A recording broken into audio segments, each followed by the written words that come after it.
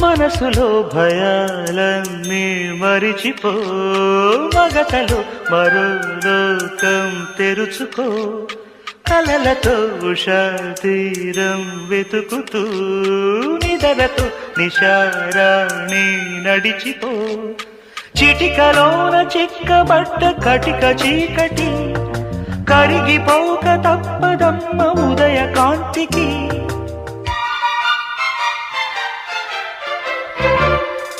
జామురాతిరి జాబిలమ్మ